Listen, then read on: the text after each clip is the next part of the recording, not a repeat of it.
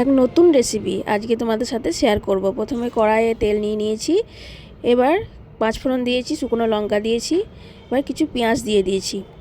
পেঁয়াজগুলো একটু লাল লাল করে ভাজা হয়ে গেলে এবার পালং শাকটা এর মধ্যে দিয়ে দেবো। আমি আগে থেকে কেটে রেখেছিলাম। এবার কিছু সবজি এর মধ্যে দিয়ে দেবো, আলু, মটরশুঁটি আর গাজর। সব সবজিগুলো এর মধ্যে দিয়ে দেবো, ভালোভাবে দিয়ে দেবো। তারপর খুন্তি দিয়ে নাড়াচাড়া করব। কিছুক্ষণ নাড়াচাড়া করতে হবে। তারপর দেখব এর মধ্যে থেকেই একটা জল বেরিয়ে আসছে এবং অনেকটাই সবজিগুলো ফ্রাই হয়ে গেছে।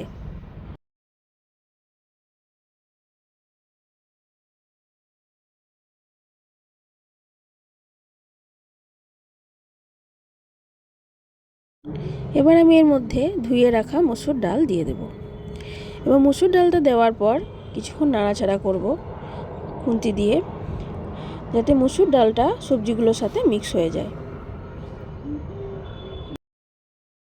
এরপর আমি এর মধ্যে হলুদ গুঁড়ো দিয়ে দেব। এরপর দেব স্বাদ মতো নুন, একটু চিনিও দিয়ে দেব।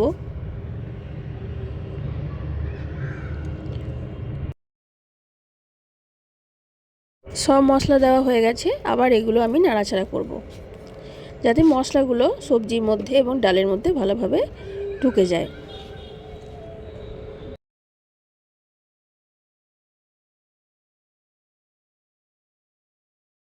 এবার আমি এটার মধ্যে জল অ্যাড করে দেব, যাতে আলুগুলো সিদ্ধ হয়ে যায় এবং ডালটাও সিদ্ধ হয়ে যায়। আমি কড়াইয়ে ডালটা করব, কারণ এর আগে আমি অনেক কুকারে ডাল করেছি। কুকারে ডাল অতটা টেস্ট হয় না, তবে কড়াইয়ে করলে ভীষণ টেস্ট হয়। তো এর মধ্যে দিয়ে দিয়েছি সব। এবার আমি এটার মধ্যে একটা ঢাকা দিয়ে দেবো।